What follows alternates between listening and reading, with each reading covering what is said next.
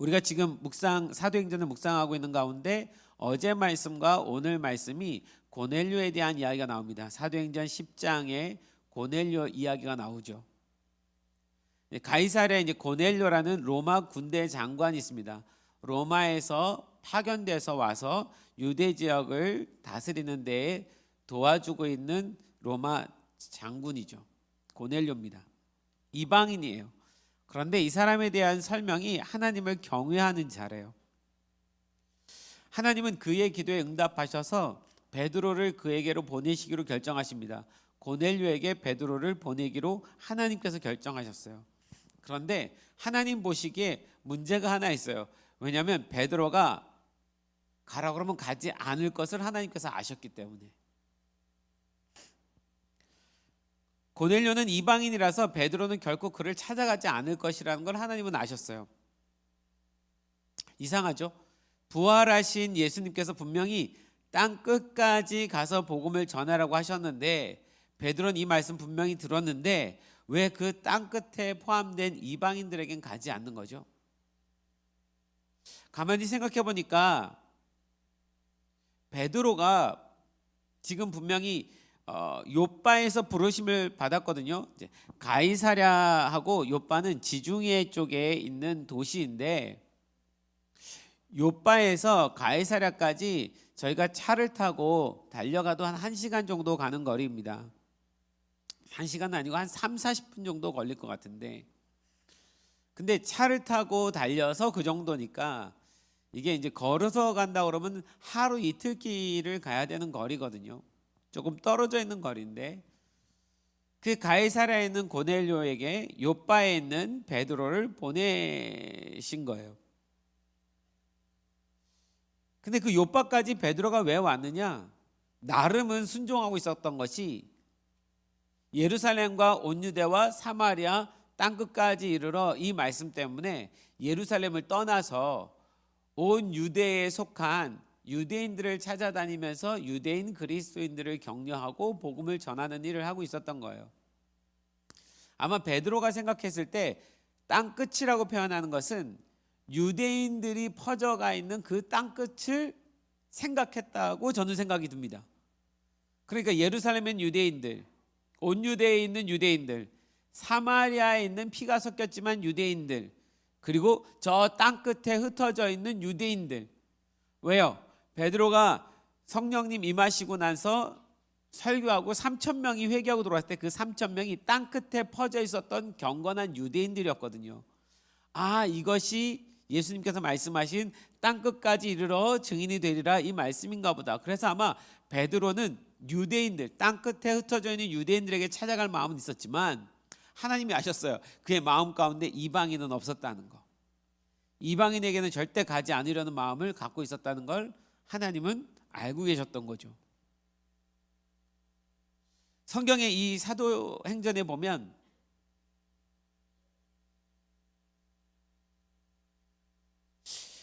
최초의 이방인에게 복음을 전한 사건은 아마 요 전에 있었던 빌립이 사마리아에서 복음을 전하다가 저 가사로 내려오는 광야에서 에디오피아 신하에게 복음을 전하고 세례를 준 사건이 아마 첫 번째 이방인이 복음을 받아들인 사건이 될 거예요.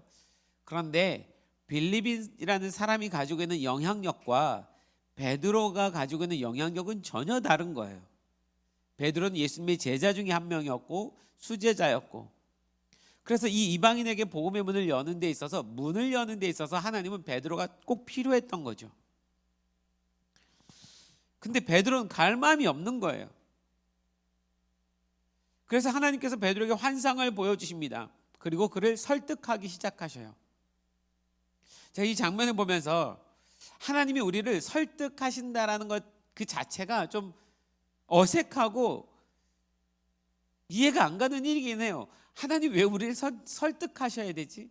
그냥 당신이 하고 싶으신 대로 하면 되시는 것을 굳이 우리를 선택하셔서 우리를 그 자리에 끌고 가셔서 그 자리를 확인하게 하시고 우리를 통해서 베드로를 통해서 그 고넬료가 영접하게 하고 뭐 그렇게 할 필요가 뭐 있지?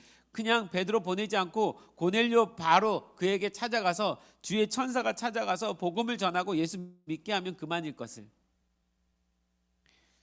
그런데 하나님은 그렇게 하지 않으십니다. 그 일을 베드로가 꼭 해줘야지 돼요. 왜요? 하나님 나라가 하나님이 원하시는, 하나님만 알고 있는 그런 나라가 되기를 원하는 것이 아니라 하나님과 동역하는 모든 자들이 다 알아야 되는 거예요. 여러분, 우리 하나님은 우리에게 찾아오셔서 설득하시는 분이십니다. 믿으십니까? 믿으시면 아멘.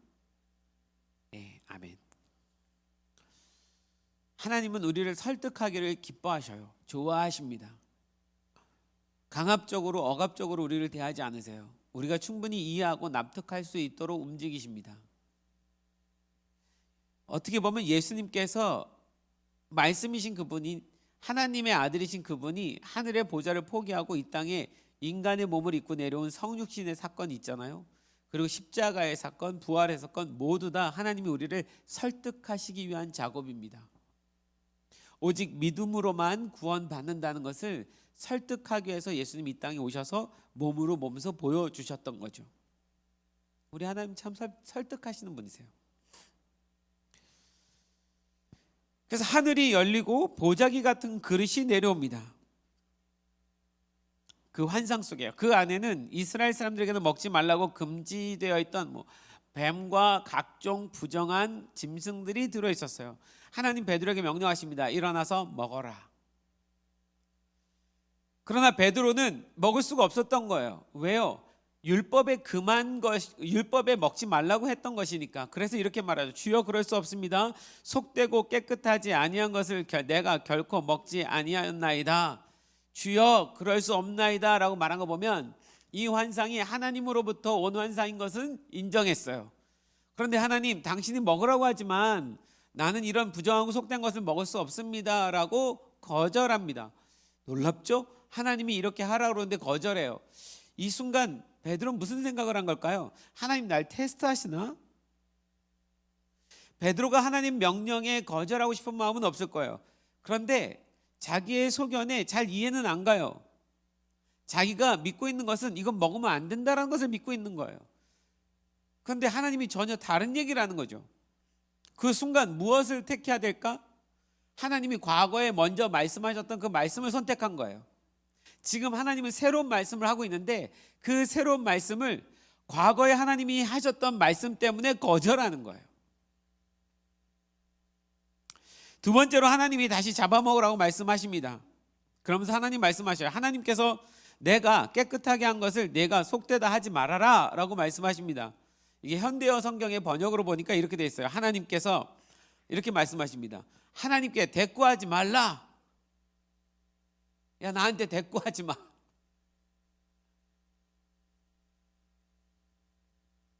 이와 같은 일이 3번이 일어나요. 그리고 그 그릇이 올라갑니다. 저는 이 이야기를 이렇게 묵상하고 읽을 때마다 베드로의 입장에서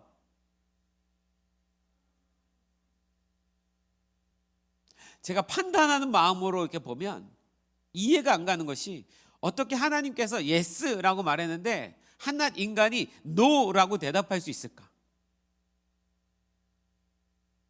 하나님이 예스라고 말했는데 한낱 인간인 내가 노 할 수 있는 사람이라는 거죠.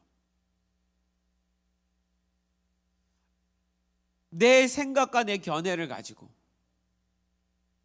내가 알고 있는 성경적인 지식을 가지고 지금 하나님이 새롭게 말씀하시는 그 약속의 말씀을 거절하는 거죠.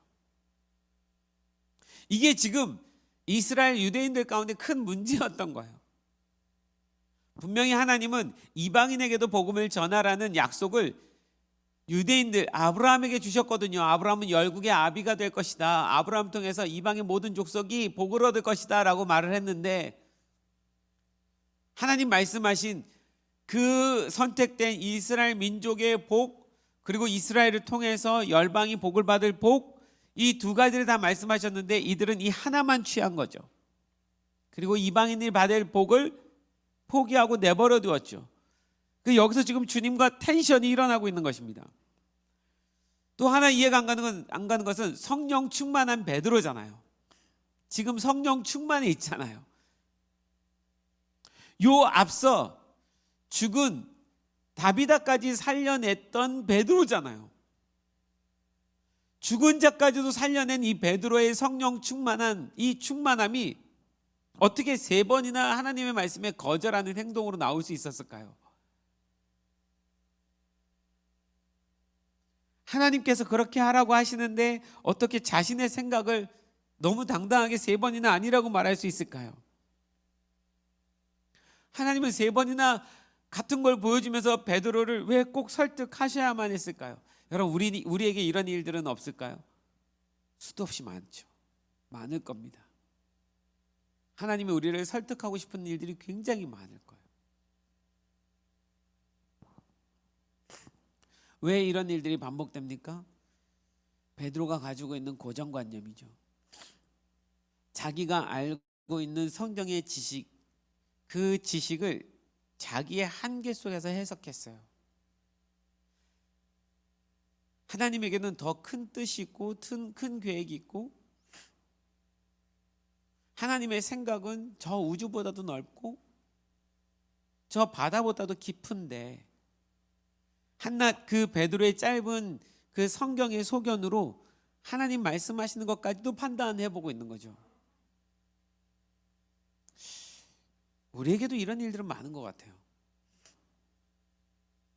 제가 과거 10년 전, 아니 10년 전까지 가지 않고 1년 전, 2년 전 말씀만 보더라도 제 안에 그 말씀에 대한 어떤 고정관념의 한계가 있더라고요.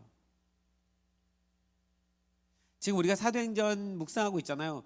제가 이 사도행전을 올해까지 29번째 묵상을 하고 있는 중에 있거든요. 2019년부터 이 묵상을 페이스북에 올리기 시작했습니다. 그래서 2019년 올린 글, 2020년 올린 글, 2개의 글이 제 메모장에는 다 기록이 되어 있어요. 2020년이 와서 저는 묵상하고 2019년에 올렸던 글과 2020년에 올렸던 글들을 다 봅니다. 그때는 그렇게 깨달은 것이 전부라고 생각했는데 2019년도에 미처 보지 못했던 것을 2020년도에 보고 있고 2020년도에 미처 보지 못했던 것을 2021년도에 또 보고 있는 거죠. 제가 가지고 있는 환경과 제가 가지고 있는 지식과 제가 가지고 있는 정보와 제가 가지고 있는 감정에 따라서 매번 하나님 말씀을 받아들이는데 한계가 있더라고요.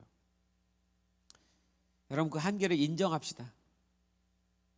인정해야 주님께서 우리에게 새롭게 하시는 말씀들을 다시 들을 수 있습니다. 할렐루야. 아멘이십니까? 여러분, 여러분의 한계를 인정하십시오. 그 누구건 간에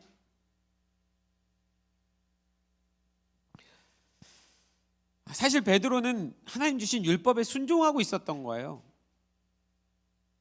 그 율법에 순종했다면 하나님이 다시 잡아먹으라라는 말씀에도 순종해야 되는 건 아닌가요? 자, 하나님께서 베드로에게 하신 말씀을 자세히 보면 베드로가 어떤 고정관념에 빠져 있는지를 알 수 있는데, 베드로는 하나님께 이렇게 말합니다. 깨끗하지 아니한 것을 내가 어떻게 먹을 수 있겠습니까? 깨끗하지 아니한 것을, 이렇게 말을 했고요. 하나님 베드로에게 하나님께서 깨끗하게 하신 것을 내가 깨끗하게 했어. 그래, 과거에는 깨끗하지 않았어. 근데 지금 내가 이걸 깨끗하게 했어 라고 말을 하는 거예요. 여러분, 모든 주권은 하나님께 있잖아요. 여기서 깨끗하지 아니하다라는 단어가 아카다르토스. 여기서 아라는 말은 부정접두사예요. 그러니까 부정적인 의미입니다. 그리고 깨끗하다라는 말이 카다이로예요. 카다이로. 그러니까 아카다이로. 그러니까 카다이로는 깨끗한데 앞에 아자라는 부정접두사가 붙으면 깨끗하지 않다가 되는 거예요. 이 깨끗하다와 깨끗하지 않다의 차이가 아자 하나가 붙었느냐 안 붙었느냐인 거예요. 이 깨끗하다는 단어에 아자 하나를 붙이면 깨끗하지 않다가 되고 아자를 빼버리면 다시 깨끗하다가 되는 거예요. 그럼 이 아 하나만 사라지면 되는 거예요. 하나님 뭘 말씀하셨냐면 베드로에게 내가 이 아를 없애버렸어. 이 아를 떼버렸어. 그러면 베드로는 그렇군요 하나님. 그러면 당신이 깨끗하게 하셨네요. 내가 먹어도 되겠습니다. 이렇게 말해야 되는데 그 알을 빼뜨렸다고 말을 하는데도 불구하고 계속 거절하는 거예요. 하나님이 이어서 말씀하십니다. 속되다고 하지 말아라. 그 모든 것을 속되다고 하지 말아라. 속되다라는 말은 부정하다고 선포하다라는 뜻인데요. 하나님은 그 모든 짐승들을 그 부정하다고 선포한 적이 없으신다는 거예요. 무슨 얘기냐 여러분, 그 보작에 나온 모든 짐승들이 유대인들에게 물론 율법의 과거에는 부정하니까 먹지 말라라고 말씀하신 적이 있으십니다. 모세를 통해서.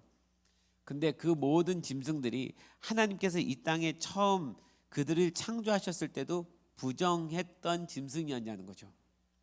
하나님이 창조하신 그 창조물들이 어떻게 태어나면서부터 부정할 수 있을까요? 불가능합니다. 그 모든 것들이 깨끗하게 창조되었어요. 뱀도 깨끗하게 창조되어졌어요. 하나님 안에서는 깨끗한 창조물이었던 거예요. 그런데 노아 홍수를 지나면서 하나님께서 무엇이 부정하고 무엇이 깨끗한 짐승들인지 나누어 주시기 시작했습니다. 그러니까 처음에는 깨끗했지만 하나님께서 시간이 지나가면서 세상의 변화가 오면서 하나님이 거기다 아자를 붙여서 이제 부정하게 됐어 라고 말을 하신 거예요. 그래서 그렇게 받아들였습니다. 그럼 시간이 지나서 하나님이 이제 내가 다시 아자를 빼고 깨끗하게 했어. 그러면 그렇군요 이렇게 받아들여야 되는 것이 우리가 해야 되는 일인 거예요. 근데 하나님 과거에 부정하다고 했잖아요. 과거에. 그래 내가 과거에는 그렇게 했어. 그러나 지금은 내가 깨끗하게 했잖아. 우리가 과거에 어떤 말 들은 거, 과거에 어떤 습성, 과거에 오래된 전통, 과거에 오래된 어떤 신앙생활, 항상 이것들이 우리로 하여금 주는 고정관념이 있습니다.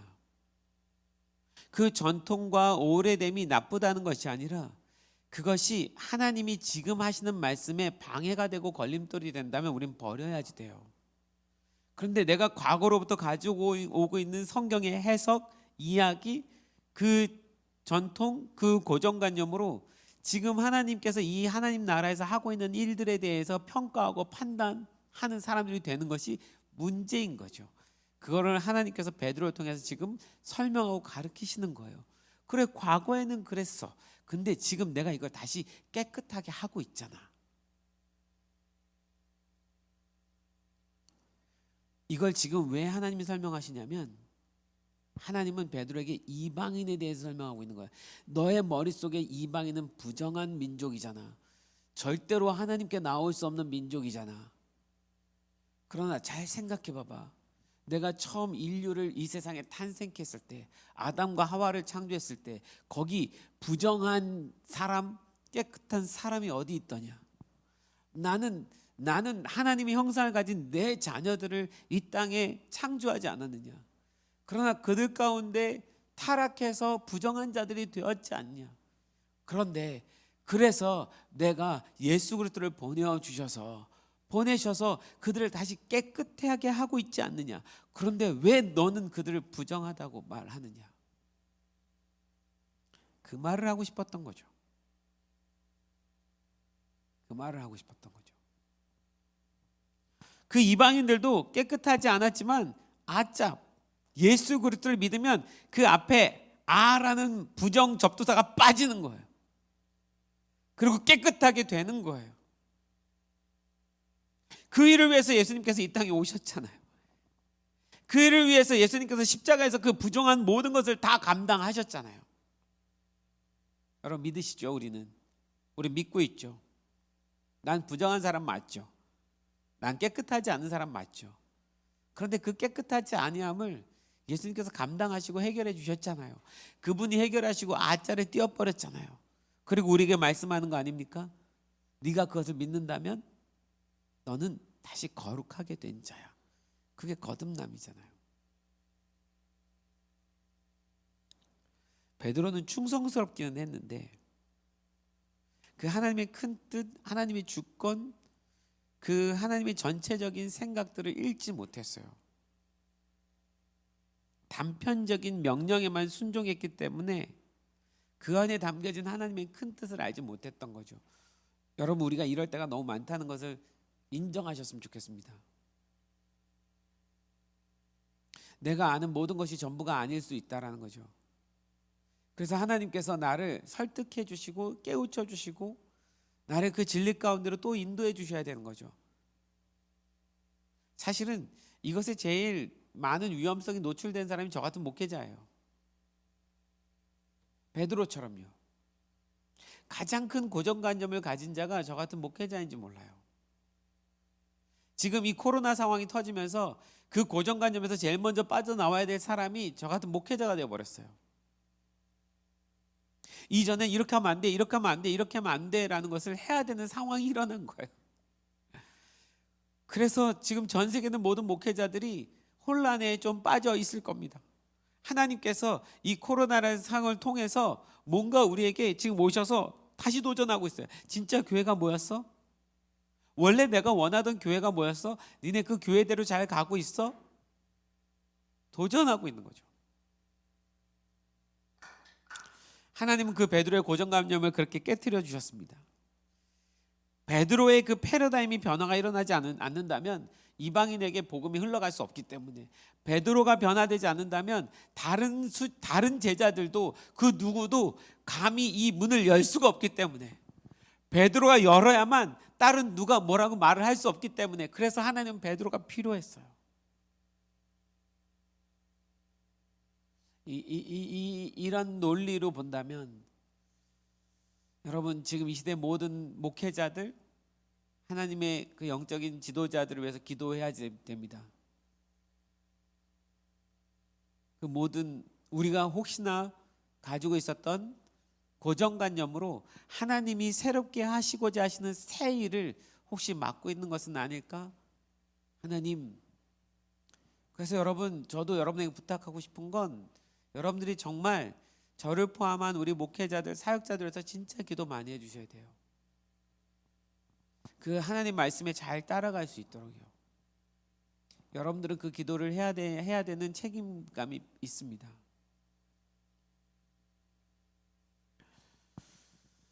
후에 이 사건은 초대교회가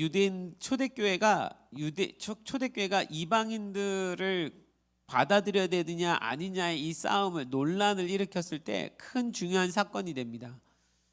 바울과 바나바가 조금 우리가 말씀을 더 가다 보면 안디옥에서 복음을 전하게 되고, 그 안디옥에서 복음을 전하면서 이방인들이 수없이 돌아온 사건의 이야기를 가지고 예루살렘이 초대교회에 와서 이야기를 하게 됩니다. 이렇게 이방인들이 예수를 믿게 되었습니다. 우리와 똑같이 성령을 받더이다 라고 말했을 때 많은 유대인들이 다 안 된다고 말을 했어요. 그때 베드로가 이 사건의 얘기를 꺼냅니다. 그때 이 세 번의 환상의 이야기를 이야기해요. 그리고 고넬료의 사건을 이야기를 합니다.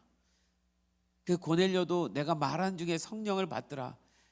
야, 성령이 누구에게 임하는 것은 성령님 그분의 소관 아니냐. 그분이 고넬료에게 임했다면 그건 하나님께서 그렇게 하시기로 인정하신 것인데 어떻게 우리가 그걸 막으려고 하느냐. 이 한마디에 모든 사람들이 다 굴복합니다. 그리고 그 초대교회에 있는 모든 사람들이 이방인에게도 복음을 증거하기로 하셨구나라는 것을 깨닫게 됩니다. 이 베드로의 이 사건은 굉장히 중요한 사건이 되었어요.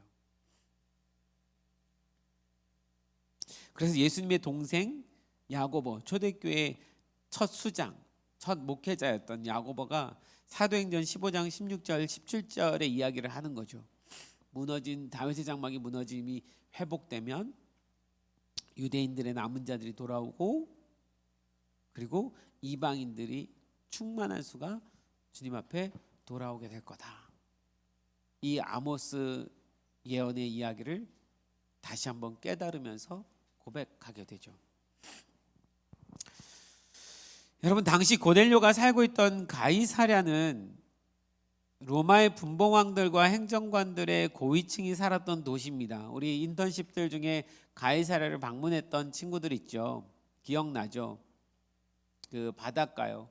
그리고 거기 이렇게 원형 경기장 같은 것이 남아있는 터가. 거대한 로마식 신전이 있었고요. 신전에는 거대한 로마 황제의 동상이 있었습니다. 도시의 이름이 가이사랴잖아요. 이 가이사랴는 황제의 칭호예요. 가이사, 로마 황제란 뜻인 거예요. 즉 로마 황제 가이사랴에게 바친 도시입니다. 그곳에 그 로마 황제에게 바쳐진 가이사랴라는 도시에 가서 백부장 고넬료에게 복음을 전한다는 것은 베드로에게 상상도 할 수 없는 일이었는데 하나님은 그걸 얘기하시는 거예요. 그 당시에 로마에 있어서 이스라엘에 있어서 가장 로마식 도시에 가서 복음을 전하게 하는 일이요. 만약 3번의 환상이 없었다면 베드로는 절대로 고넬료를 만나지 않았을 것입니다. 그 베드로의 그 마음의 틀 안에 갇혀 있는 거죠. 그 한계 속에 있는 거예요. 하나님은 그 틀을 하나하나 벗기시고 베드로에게 하나님의 주권에 대해서 깨닫게 합니다. 베드로를 통해서 이방의 복음 문을 열어주시죠. 이렇게 왔을 때 이제 우리에게로 돌아와서 우리는 도대체 어떤 고정관념을 갖고 살아야 할까 스스로 생각해 봐야 돼요. 저는 오늘 이 말씀이 끝나고 예배가 끝나고 이번 한 주간 동안에 여러분 안에 그런 생각들을 가지기를 소망합니다. 고민해 보시기를 소망합니다. 오늘 이야기가 우리에게 마치 그 보자기에 내려온 3번의 환상의 사건이라고 생각하고, 그리고서 베드로가 고민하다가 그 고넬료 만나서 깨졌던 것처럼 우리 안에 깨지는 사건이 일어났으면 좋겠습니다. 스스로는 성경적이라고 여기지만 하나님께서 보실 때 그렇지 않다고 여기시는 고정관념이 무엇이 있을까? 복음 증거의 삶, 증인의 삶, 선교적 삶, 이런 것은 특별한 사람, 특별한 부르심을 받은 정해진 사람들이라고 생각하는 그런 고정관념은 없을까? 나 자신이 구원받았으면 그것으로 모든 것이 다 해결됐고 만족한다라고 생각하는 고정관념은 없을까? 선교는 내가 해야 될 일이 아니라 누군가 해야 되는 일이라고 생각하는 고정관념은 없을까? 이스라엘은 예수님 십자가 못 박혀 돌아가셨게 하셨기 때문에 버림받았다고 생각하는 고정관념은 그리스도인들에게 없을까? 제가 이걸 이렇게 묵상하다가 몇 가지 제 인생에 고정관념이 있었던 시간들이 생각이 나더라고요. 1989년도죠. 제가 처음 신학교를 들어갔던 해입니다. 신학생들 친구들끼리 뭐뭐 하다가 어느 기도원을 같이 좀 가게 됐어요. 그 기도원의 원장님이 저희 신학생 1학년 한 명 한 명 기도를 해주시더라고요. 기도를 해주면서 예언 기도를 하시는데 그 중에 한 분이 저를 기도하시고 뭐라고 말씀하셨냐면, 선교를 정말 많이 하는 목회자가 되겠어. 교회 개척을 엄청 많이 하겠네. 그러시는 거예요. 근데 저는 한 번도 선교를 꿈꿔본 적도 없고 생각해 본 적도 없거든요. 그때 제 마음속에는 선교와 목회는 완전히 둘로 나눠져 있었거든요. 목회는 교회 다스리는 사람, 선교사는 해외 나가는 사람. 근데 선교를 많이 하는 목회자가 되겠어? 이건 뭐 목회자야 선교사야? 어린 마음에 제가 판단하면서 속으로 그랬어요. 제가 친구들한테도 그랬어요. 저 원장님은 진짜 예언자가 아니야. 왜? 나는 선교에 대한 부르심 받은 적이 없거든. 나는 그냥 목회자가 될 거야. 물론 뭐 교회에서 선교를 하는 거지만, 그리고 교회를 많이 개척한다는 것은 도대체 나한테 이게 축복의 소리야 뭐야? 하나 교회를 잘 해가지고 잘 세워나가야지.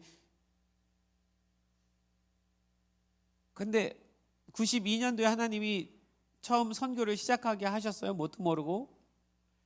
그리고 10년이 지나는 동안에 하나님께서 제 고정관념을 깨기 시작하십니다. 교회만을 목회하는 목회자가 될 것이냐, 이 선교팀을 계속하는 목회자가 될 것이냐, 이 기로에 쓰게 하시죠. 결국은 이 부분에 있어서 제가 계속 하나님 앞에 거부했어요. 그러니까 선교지에 계신 그 목사님들, 원주민들, 필리핀의 원주민 목사님들은 매년마다 우리한테 묻는 거예요. 내년에 또 올 거야? 그럼 제가 리더인데 저는 또 오겠습니다라는 말을 못 하겠는 거예요. 처음에 한 4번 정도 올 때까지는 젊으니까 오겠습니다라고 했는데, 이게 5번, 6번 넘어가니까 이제 저도 제 인생의 길을 걸어가야 되는데 이 선교가 저한테 걸림돌이 돼버린 거예요.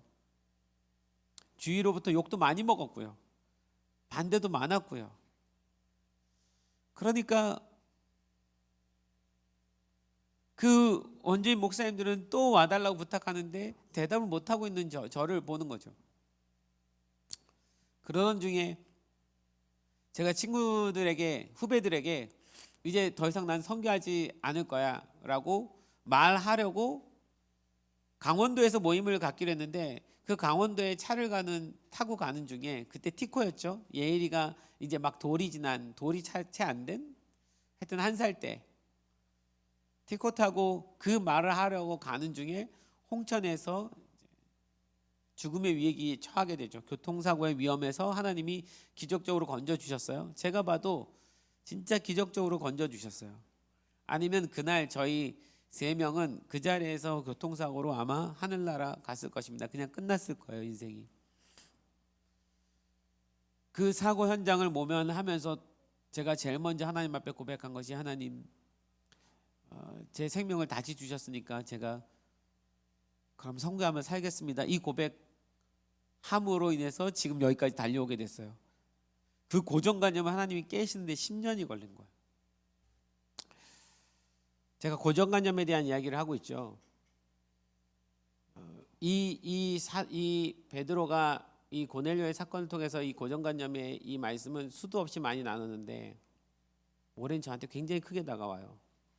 여러 가지로.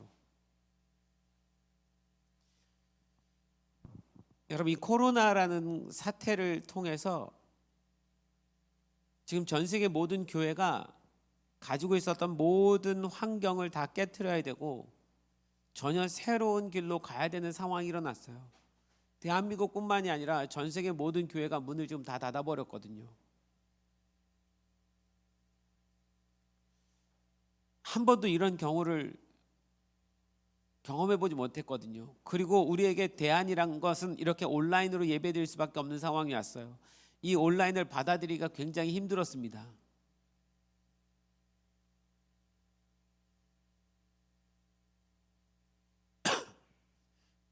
저도요, 제 안에는 무조건 대면에서 만나는 것이 옳다라는 생각이 있어요. 그것이 진짜 예배라는 생각이 있습니다. 정부가 뭐라고 말하건 간에 싸워보고 싶은 마음이 제 안에 있었어요. 여러분들이 그걸 돌파해 주기를 바라는 마음도 있었고요. 근데 시간이 지나가면서 하나님이 왜 이런 시간을 주시는지를 고민하게 되더라고요.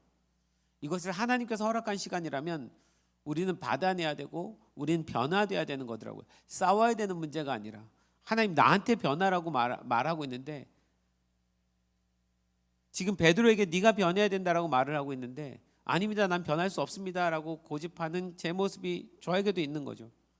우리가 작년 재작년 우리 센터의 용도 문제 때문에 굉장히 큰 어려움을 겪었습니다. 원래 우리가 건물 없이 교회를 운영할 수 있다라는 의미에서 가정교회를 시작했는데, 어느 순간 이 건물이 우리한테 너무 큰 비중을 차지하게 돼버렸어요. 물론 가정교회라는 그 모양은 유지하고 있었으나, 그러나 이 건물이 없이도 우리가 존재할 수 있을까? 이 부분에 대해서 또 고민이 되더라고요. 그때 우리가 이 건물을 다 빼고 나가야 되는 그 상황이 됐을 때, 과연 그렇게 해서 우리 모든 성도들이 지금 우리가 하고 있는 모든 사역을 유지하면서 과연 교회로서, 선교팀으로서 존재할 수 있을까? 굉장히 어려웠어요.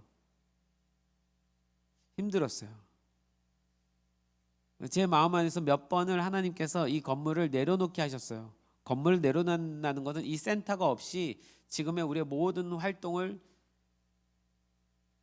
바깥에서 하게끔 하는, 2번 정도 크게 하나님이 그걸 자꾸 내려놓게 하셨어요.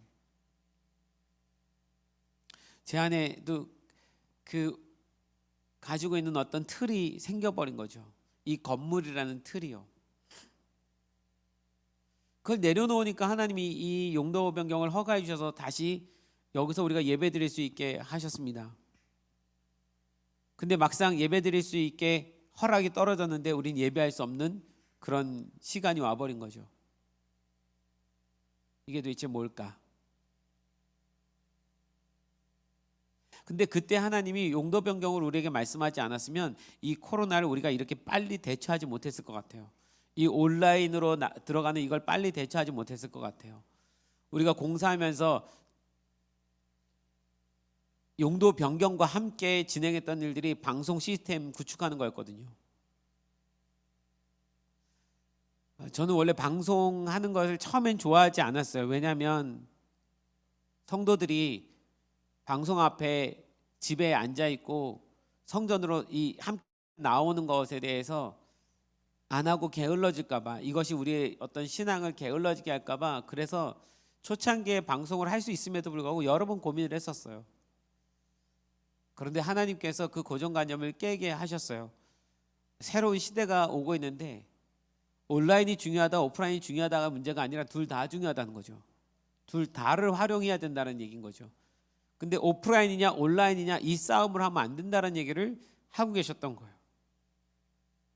그걸 다 지금 깨고 계셔요. 우리 팀은 빨리 깨고 있습니다. 빨리 먼저. 여러분, 이 온라인 선교 이번에 여러분들이 나눠주셨지만 많은 사람들이 선교를 할 수 없다고 생각하고 우리도 그렇게 생각했어요. 근데 작년 5월에 하나님 우리 리더들에게 빨리 이걸 결정하게 하셨어요. 그래서 아예 온라인으로 하기로 오랜 시간 준비를 한 거죠. 다음 세대는 우리가 생각한 것보다 이 온라인으로 모이는 이 훈련과 선교에 더 잘 적응을 했어요.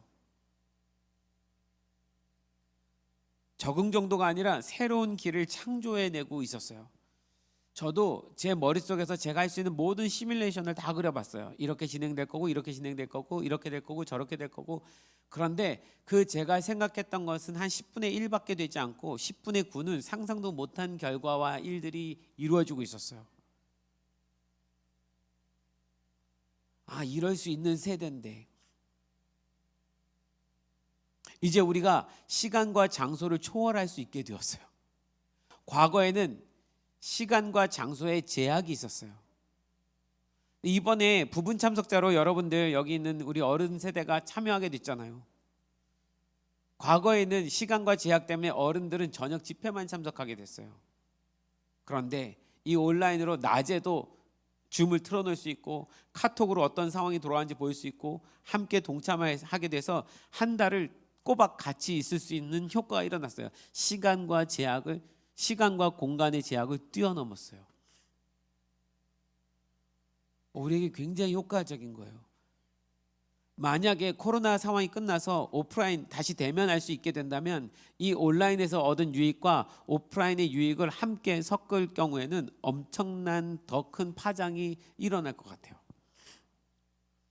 여러분, 머스트 미션 우리 어린아이들요, 전날 원래 여기 모여서 하기로 했다가 코로나 상황이 하도 안 좋아서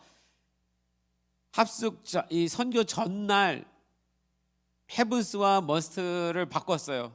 온라인으로 하는 걸로. 얼마나 당황스러웠을까요?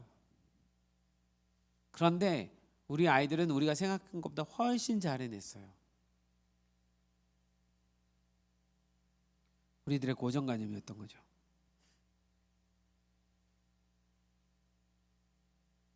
우리의 가정, 집, 방을, 그 골방을 하나님의 나라가 되게 하자라는 그런 말들은 수도 없이 많이 했는데 이번에 정말 이걸 시도하게 되었어요.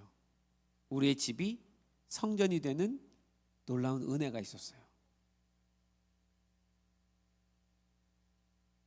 감사하죠. 작년 12월 말에 잠깐 우리가 9시에 1시간 기도 모임을 각 집에서 하게 된 거, 그것부터 하나님은 시작을 하신 거죠. 저는 어른 세대, 여기서 어른 세대라고 말하면 죄송하지만 30대 저 후반부터 40대 50대에 결혼하신 분들, 처음에는 이렇게 부분 참석자로 하는 것에 대해서 생각을 못했어요. 그냥 저녁 집회를 오픈한다고 생각을 했죠. 근데 하나님이 제 마음을 바꾸셨어요. 동일하게 회비를 내고 참여하게 해야 된다. 우리가 이걸 시도했고 여러분들이 순종해줬고 다 들어왔고, 그리고 나서 제가 우리 다음 세대보다 더 큰 도전을 받은 건 우리 어른 세대가 다시 20대로 돌아가서 그 열정을 가지고 함께 참여할 수 있게 된 거. 그리고 이 청년 세대들과 함께 연합하고 같이 교제할 수 있었던 거. 전 이게 무엇보다도 가장 큰 수확이에요. 온라인 선교에서 가능한. 오프라인이면 저녁에 와서 애들 뒤통수만 보다 갔던 건데 이제 아이들 얼굴을 화면으로 보고 이 아이들 생각을 카톡으로 읽고 이럴 수 있는 교제가 생겼고, 제가 보니까 우리 다음 세대가 야, 이 애 딸린 이 아주머니와 이 아저씨들이 그 바쁜 일 중에도 들어와서 어떻게든 참석해서, 그리고 그래도 우리 어른들이니까 아이들한테 기프트콘 쏘고 뭐 바나나 우유 쏘고 뭐 쏘고, 그러면서도 열정적으로 이 선교를 포기하지 않고 하고 있는 이 모습에 이 다음 세대가 엄청나게 도전받았어요. 여러분들이 그 길을 제시해 줬어요.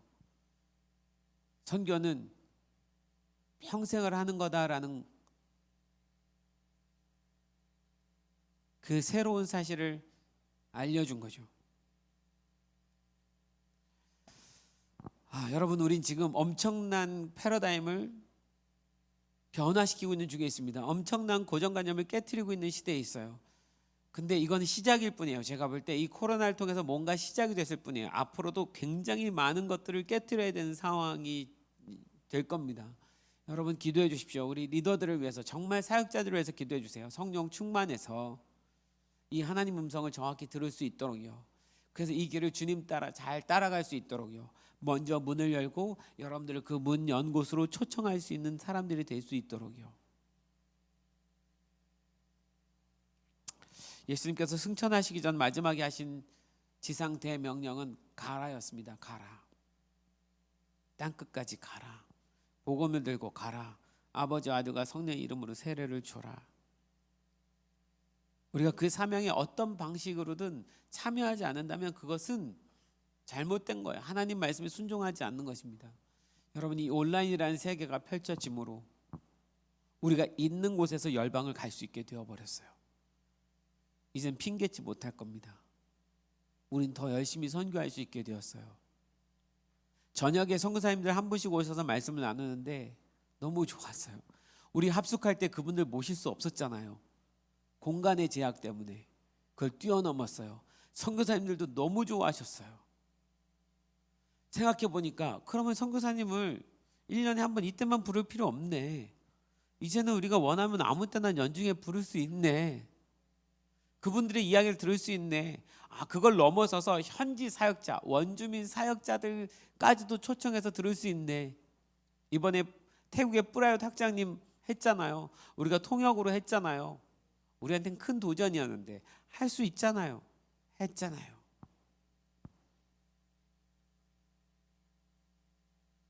이제 온라인으로 열방을 볼 수 있는 시간이 왔습니다. 물론 오프라인으로 열리면 또 그 열방으로 향해서 우리 열심히 갈 거고요.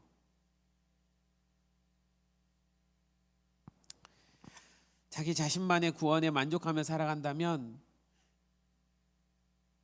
그건 고정관념이에요. 우리는 하나님께서 깨끗하지 않은 자들을 예수 그리스도의 십자가로 깨끗한 자들로 만드시는 것에, 그 일에 우리가 동참한 자들입니다.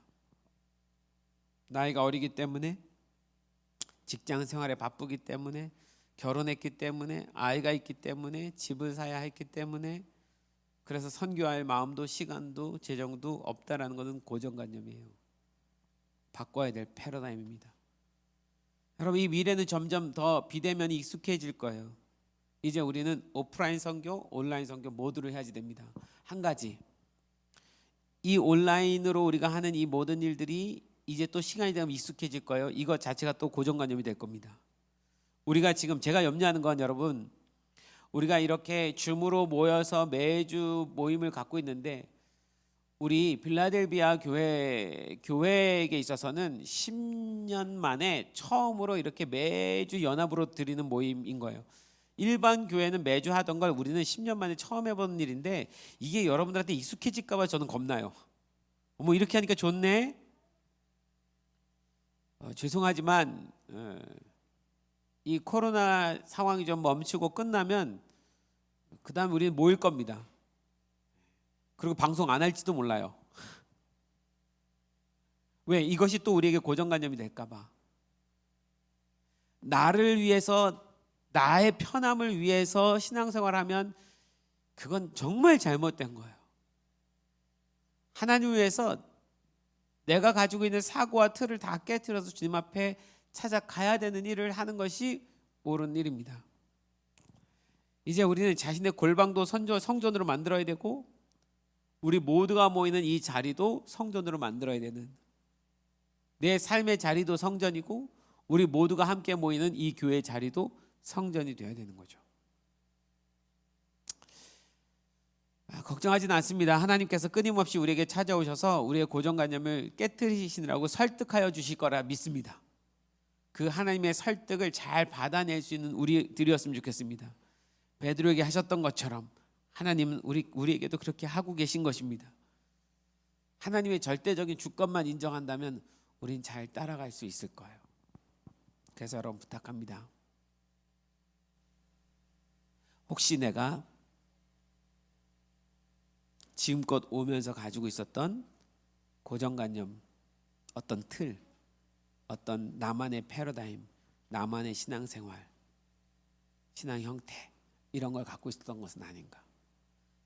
정말 하나님 원하시는 것인가? 우리가 매번 돌아보면서 자신을 깨트리는 우리 모두 빌라델비아 성도 되시기를 소망합니다.